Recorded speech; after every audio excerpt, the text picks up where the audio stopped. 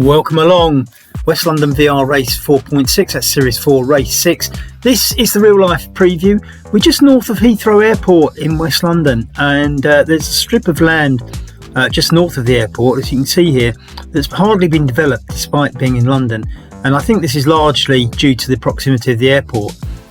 However, there has been much debate over whether to build a third runway, and this land just north of Heathrow that we're about to race on is where they're planning or arguing about having a third runway. So Heathrow Airport's currently got two major runways, and there'd be a third one just to the north, and all of this land is likely to get swallowed up in that development should it happen.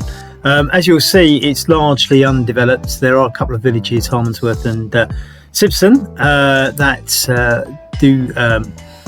will disappear if the runway's made. Yes, they are nice. Whether or not which side of the debate you're on may depend on a number of factors, and what you see is most important in the world.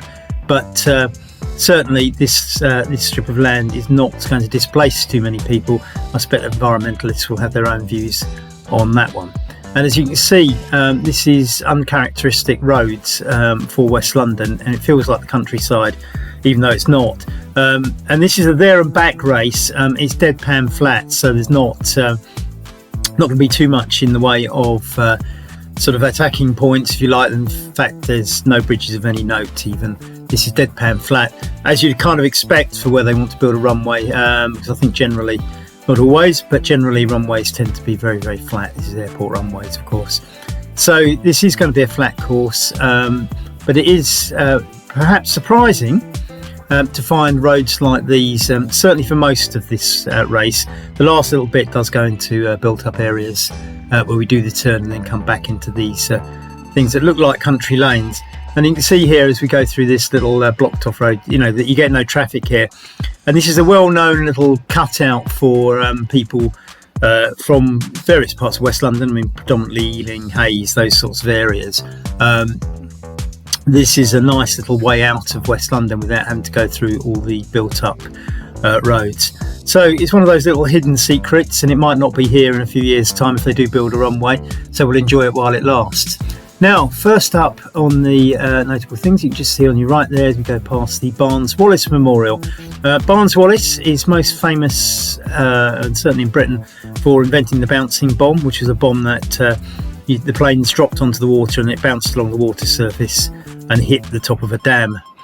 So it's hence the Dam Busters, which was immortalised by a film after the war in the great tradition of making films by the winning side of All the Glory, and Dam Busters was the bouncing bomb. Barnes-Wallis invented far more. He was in fact quite an accomplished scientist, and the reason the memorial's there, because it seems very odd, it's just by the side of the road, and I didn't really understand why you would stick something there that hardly anybody would notice, is actually that's where they built model dams to experiment with the bombs, and hence the memorial is there.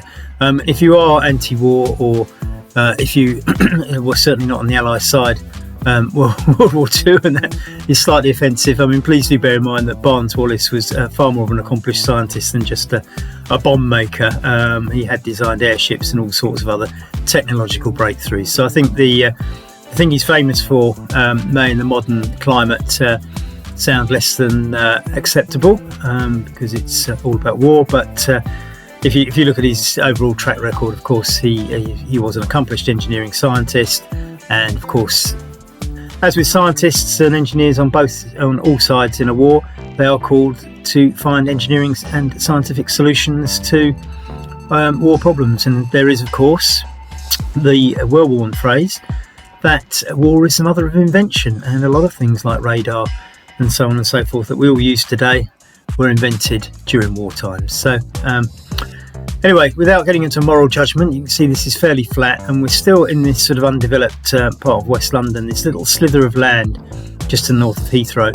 And of course, there are all sorts of arguments not to develop it. I mean, one, for example, is that who wants to live under the flight path and hear all the aeroplanes? Well, there's plenty of people in Hounslow and Windsor who already do. If you get good double glazing and you do come acclimatised to it. I have lived under the flight path, and you actually get quite used to it and stop noticing it. So not too bad. But the other reason is it there is all this greenery that's nice to have in a city. And in the modern world of the environment rising to the fore in politics, it's there's an argument for keeping this and not spoiling it with a runway. And of course, the environmentalists will point out the huge pollution that aeroplanes cause. Anyway, we won't get into the debate. We'll stay neutral on that. Whether or not this ever gets developed into a third runway, we shall see. It will certainly disappoint cyclists if it is, because this is our little get out, or not so much for me where I live, but certainly people over just to the south of where I live use this as a get out of London on some nice quiet roads. Now, we have actually slightly deviated. Although this is a there and back route, I haven't quite done the same routes. There's a little loop. This loop is not part of that get out road that cyclists use. I've gone for a little loop to the north, just round up towards. And you can see the buildings are how diverse. Now, these are some of the hotels that are situated just north of Heathrow. There are hotels everywhere to the north of Heathrow, serving the airport, obviously, and that's one there. I've got a feeling it's a Hilton. We shall find out, because we're about to turn right and go past the entrance. I think it hasn't always been a Hilton, and it's one of those that's changed brands along the way, I think. As I say, I think it's currently a Hilton. There are absolutely loads of hotels around Heathrow Airport, so they tend to merge into each other. And as we can see, yes, it's a Hilton. Wow, the memory's not as bad as I thought. Now, this was filmed on a Friday afternoon. As I say, it's going to be dead flat. It's there and back.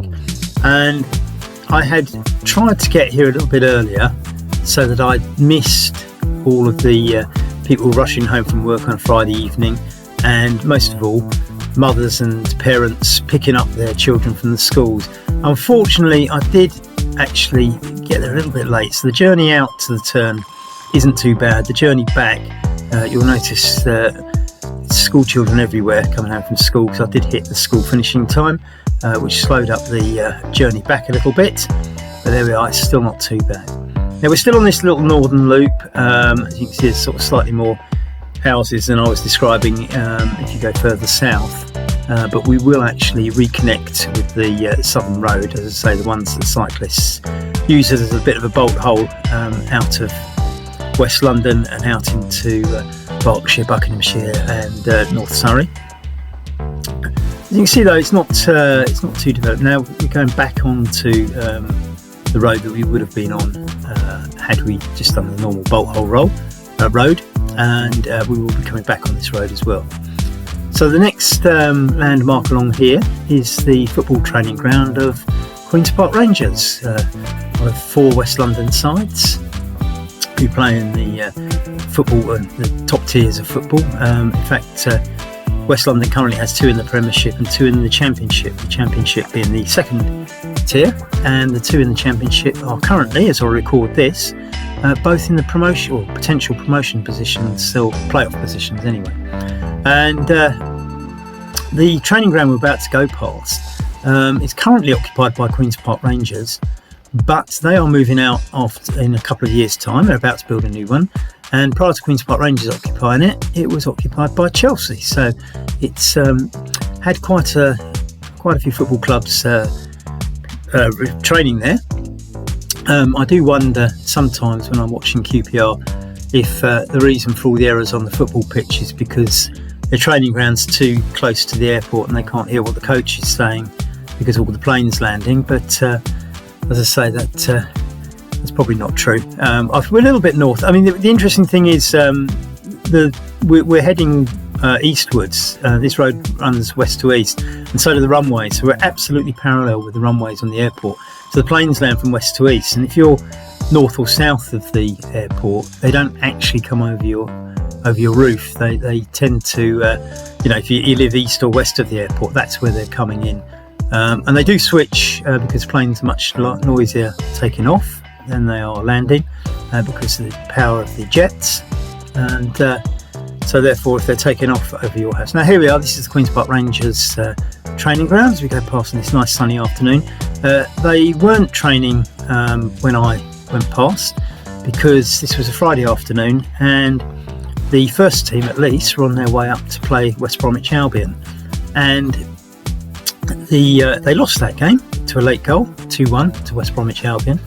And in the footballing trivia that I'm going to throw into the commentary of this preview, because let's face it, the course is fairly flat, I'm recording this on a Saturday evening just after Queen's Park Rangers have played Preston North End, and it did strike me in that sort of little trivia sort of point that the three English teams that all have three-letter acronyms for their names, so Queen's Park Rangers are QPR, West Bromwich Albion are WBA, and Preston North End are PNE, all feature in this video. And there's only three clubs that have three-letter acronyms as their sort of well-known names, apart from their real names. And I suppose that's because they're slightly long and it's quicker to pronounce them. So all three-letter acronym teams feature in this video. The pictures come on the day QPR played West Bromwich Albion, and the recording of the commentary is on a day when Queen's Park Rangers played Preston North End. There we are. So, as you can see, it's still nicely, it doesn't feel like you're in London here. And they say this is this strip of land that lies just to the north of the airport. Unfortunately, it wasn't quite. These races are all 16 kilometres long or thereabouts, and I couldn't make it 16 kilometres long with a there and back without stretching slightly further than the Bolt Hole road, and consequently the last little bit we do get into some traffic, and we suddenly hit some traffic lights and queues, and people, I suppose, coming home from work, wherever it is, getting ready for the weekend because it's a Friday afternoon, and as I say, plenty of parents picking up their school children from school, so we've got the timing wrong, just wrong for that. And as if to prove it, when I was cycling home, I realised that the same roads that had been slightly busier when filming this are now empty again, in between the school finishing time and the main mass of people coming home from work. But nevertheless, just look at this. If I told you just by the airport in London, you wouldn't probably believe me. Luckily I've got the sounds down. But as I say, I don't think you really hear the aeroplanes when you're north or south of the airport. You only hear them when you're east or west, and you're right underneath the flight path. But as I say, most of this race is on roads like this, which, as I say, many cyclists use as their weekend escape road out into the country. It's quite lucky with the weather on this one, which is stark contrast to today when I'm actually recording the commentary, where it is absolutely poured down with rain. But we'll pretend West London always looks like this, shall we? It's Californian-esque, I think. So we're now starting to get into, we're coming out of that little oasis of countryside that you get in West London, and we're starting to get into the more built up areas. So the traffic will increase, and we have to live with that. But nevertheless, it is a delight that we have this road, and it might not last forever, because if the runway comes, it goes. I think this little bit of land here, I've got a feeling is actually a nature reserve. I might be wrong, and if somebody lives around here, they might be able to clarify that. But we're getting out towards Hayes now, and I think this little stretch there is a very small sort of nature reserve. And then we come out of that, and it starts getting a bit more built up in a moment, and you'll just see the transformation into a more typical West London. Not quite central West London, but sort of the outer West London sort of terrain with here we go. What more could you want? A couple of industrial sites. There we are. It's not all glamorous around here, Okay, so we just passed a few of these, and I think most of the rest of the way is sort of housing and traffic, and it gets less appealing than it has been. So we'll show it warts and all. You see those sort of kind of typical outer London houses on the left. You kind of know you're into London as it expanded in the 1930s. This is typical of the architecture of that time. There was a great expansion of London in the 1930s, so you got a lot of these houses that you see on the left with the little bay windows out front. And I think the thinking was, when they designed those, to try and they were bringing people out of central London, out of slums and things, and you can see those bay windows and those little wooden struts in the gables. I think it was all to make it look like they were country cottages, which yes, brave attempt, lads, but never mind. Now we're actually overtaking a traffic queue. These aren't parked cars. This lot are all queuing up for this roundabout where this bus is nicely going to block our way as it struggles to get round. And there is a set of traffic lights coming up very, very shortly. I'm going to go round the queue again because they are all stuck just waiting for one set of traffic lights. And this video would probably be about an hour and a half long if I sat in the queue. So we take our chances around the bus. Perhaps not going to tackle that van, but here we go. Oh, here comes another one. Just made it, and we'll get up to the traffic lights. Just after traffic lights is the turn. It's a small mini roundabout, so it's literally up to the turn and then back again. And you can see the traffic going across the end of the road there. That's where the traffic lights are, and it's probably about 500 metres to the turn after the traffic lights. So let's get in the queue because they actually start. No bicycle lane until you get to the traffic lights, which I'm not sure is the most useful of things, but we'll settle for what we've got. So in the cycle lane, a quick bit of editing because we were stuck at the traffic lights for ages, and off we go. Now you can see the white building just ahead. That's basically where the turn is. We're going to turn around and then get into this queue for the traffic lights on the other side. Now, of course, this is RGT racing, so you won't have to suffer any traffic lights. The roads will be smooth. There'll be no traffic, no angry drivers, no road rage. It might be a bit of disappointment here and there, and anger with yourself, but no road rage, we promise. So here we go. You can see where the van there and the lorry's just turned right. This is the mini roundabout. If you don't have mini roundabouts where you live, it's that little white circle in the middle of the road. It's painted. Always remember when they first invented it, this guy wasn't expecting me to go all the way around, so put it out in front of me, but never mind, that was fine. And we go back to queue up at the traffic lights again. I always remember mini roundabouts when they were first invented all had little signs up going experimental roundabouts, and I think we all assumed they were going to build a proper roundabout, but obviously the experiment made them decide that they could just leave a white circle in the middle of the road and everything would be fine. So here we go, let's park up and get ready for these lights to change. Do a little bit of jiggery pokery with the editing, and hocus pocus, green lights, off we go. Now the journey back was slightly frustrating in the sense that I did get the school run. Most of it's edited out, so you're not going to suffer watching parents picking up their beloved kids outside schools too much on this. It did sort of slow up my speed a little bit, so I was getting a little bit frustrated by it, but looking back on it, it was actually still not bad. Once we get out of this little section, you can see the queue traffic there that we've just come by beforehand. It's still there, all queued up. And as I say, I wouldn't have put you through sitting through what a traffic jam in West London looks like. You can see it from this side of the road. So we're going to go back over almost the same roads. Remember though, I did do that northern loop on the way out, so the way back is slightly shorter because it goes in the direct route through the escape road, the bolt hole road. And if you want to get a feel for how close we are to Heathrow Airport, if you keep your eyes peeled, you'll see that's a plane landing on the existing runways, and we're now turning right into effectively what I don't think this part of the road will be the runway. You can see the aeroplane was still probably 50 metres in the air or something like that, probably a bit more actually, maybe 100 metres in the air. So the actual start of the runways is still a little bit further up, but as you can see, so they're not going to knock any of this down. But of course, if they do build a runway further up where that other road is, all this lot will be sitting under the flight path with nice sound of jet engines going over their house every 2 minutes. I think that's the rate. It's something like every 2 minutes a plane lands or takes off at Heathrow. And if you actually stand there, you just see them coming in one after the other. It's quite amazing. It is one of the world's busiest airports.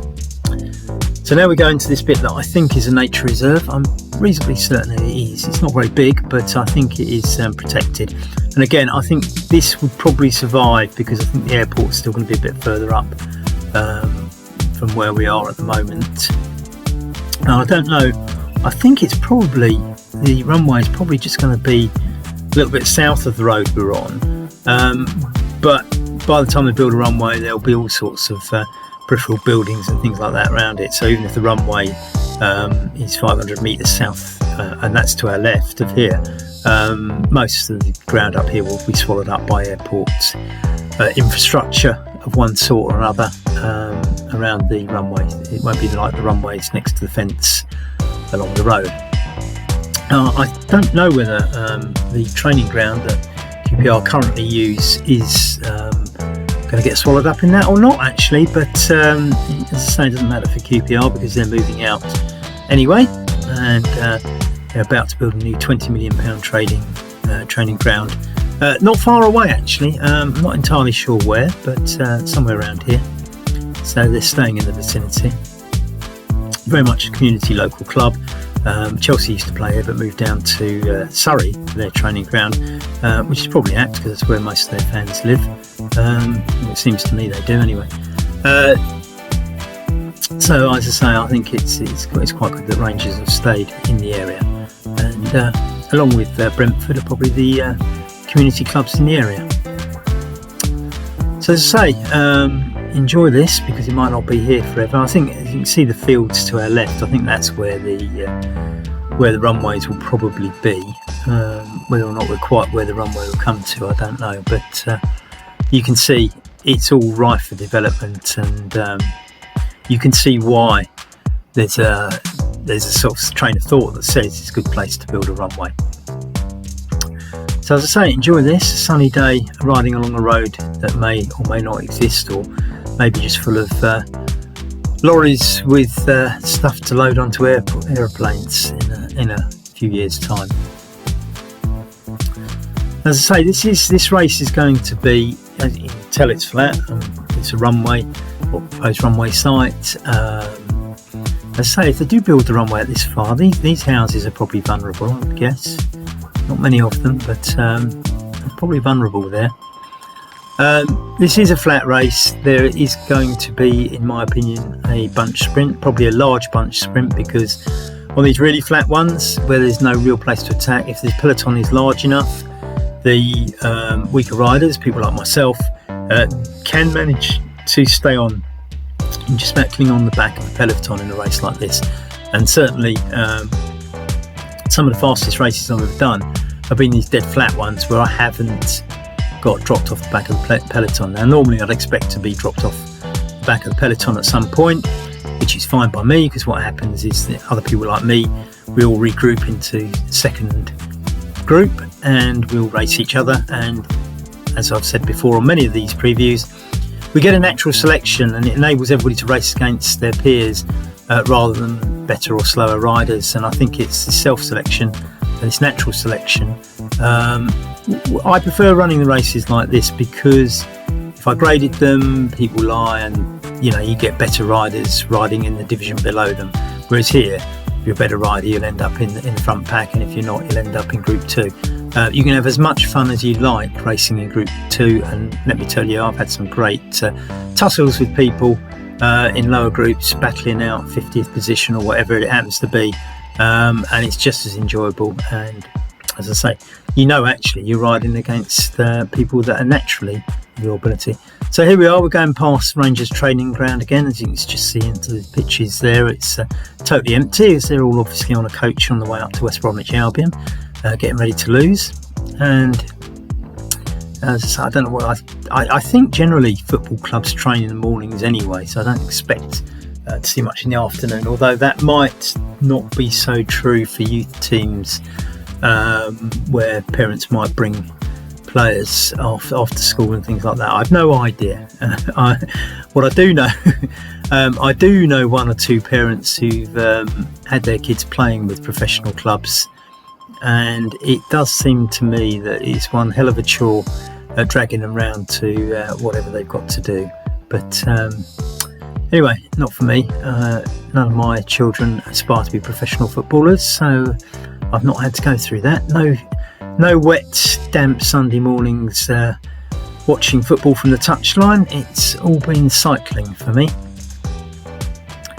Again, this road dead straight, so this is really the territory where I think the airport is going to take over if this third runway is ever built. There's a huge debate, and I think politicians flip-flop in their statements. I mean, there's an argument that it's good for the economy, and there's an argument that it's bad for the environment, and unfortunately the two are not necessarily equal and opposite arguments. They're probably both valid, and you have to decide in your head which is the most important of the two. So now we go over the, I believe this is over the dual carriageway, which transports everybody from the motorway, the auto route, highway, whatever you want to call it, which is just the north, the M4, the London-Bristol motorway, and there's a spur road that goes down to there, which is kind of like a motorway that takes you into the centre of Heathrow Airport. So we've just gone over that. So we're in the centre of what I would call Heathrow, and this is where protesters about the runway, it's villages like this where they are going to actually the character of these villages will be changed. I mean, even some of the buildings remain. You know, the expansion of the airport is going to absolutely change the character of these places.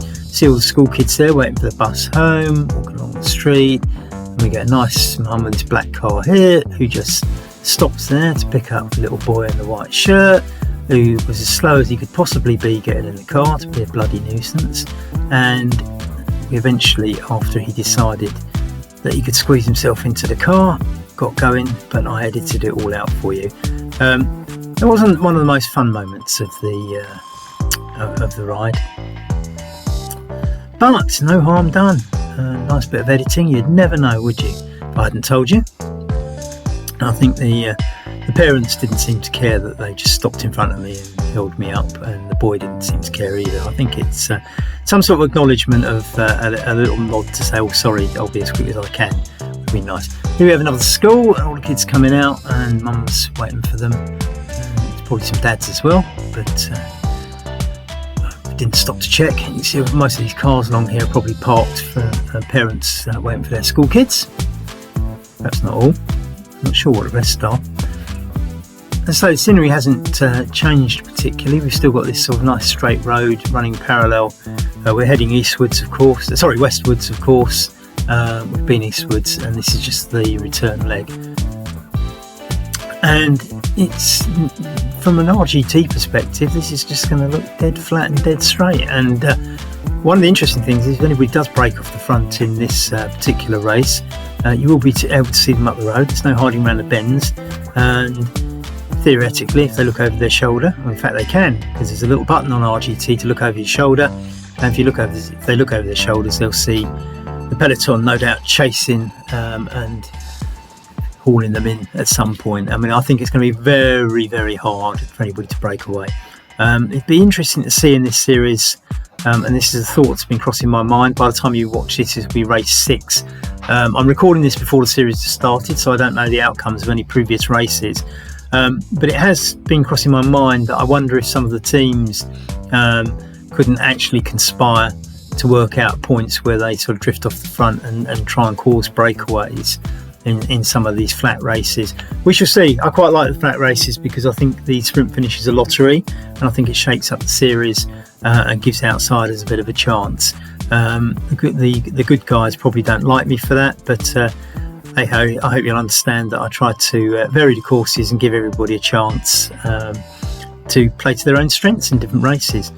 And remember, in this series, of course, there's 6 of the best, the 6 times table competition, where basically we take your best 6 races. Now, this is race 6, so at this point, everybody will have. I got a bit frustrated here because this guy didn't seem to drive off, but then realised he was waiting for an ambulance to go past, and had to quell my frustration.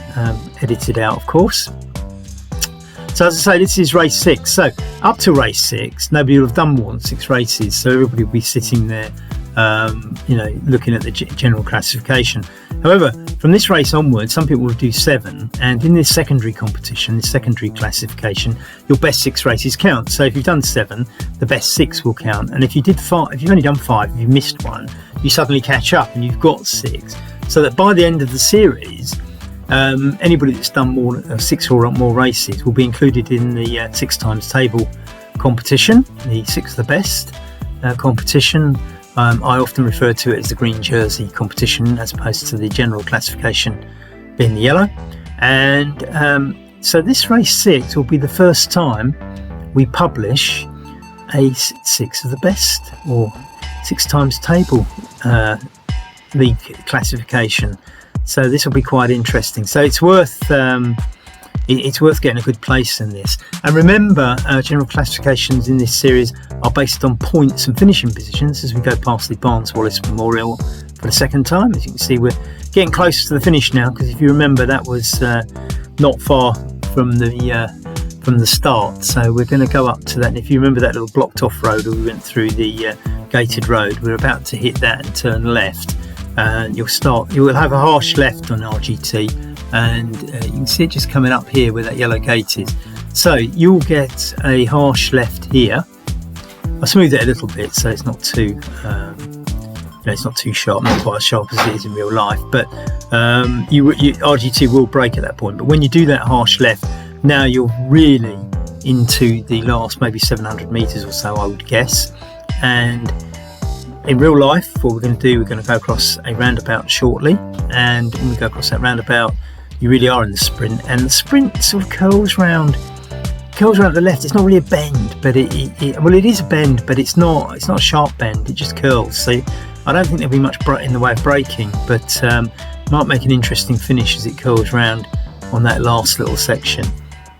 But as I say, still in this sort of kind of lush green, uncharacteristic, hidden away road in West London. And apart from those people taking their kids to school and things, and probably QPR players going training, these roads don't seem to attract a lot of traffic, and I think they're a bit of a hidden secret. So if you have watched this video, don't tell anybody.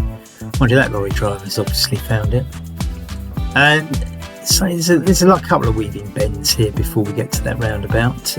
Just as I say, that is another lorry, but you can see they're fairly traffic free. And if you look at that set of traffic lights at the turn and how much traffic there was in the built-up areas, so this is a little bit of a hidden secret here in West London, and people from Ealing and Hayes, Hanwell, Southall, that sort of area will know it as a little escape route out into the country. Very nice it is too.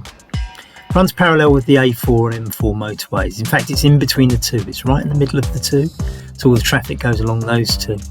Right, so here we are, we're coming up to roundabout time, and couldn't believe this one. This is another one of those frustrating things. There's nothing coming along that road, and 4 cars wanted to go around that roundabout, and I had to stop. So this is the last little bit. You can see the road sign there where it goes to the left. We're just turning around there. You can see this car in front of us is going to turn, it's going to weave round, and this is how we finish. And it's going to be slightly odd because it's not quite a bend, it's just a curling finish, and that's it. That is the finish, or at least where those traffic lights are, is the finish. So it curls at the finish, and it might be a bit interesting. Good luck.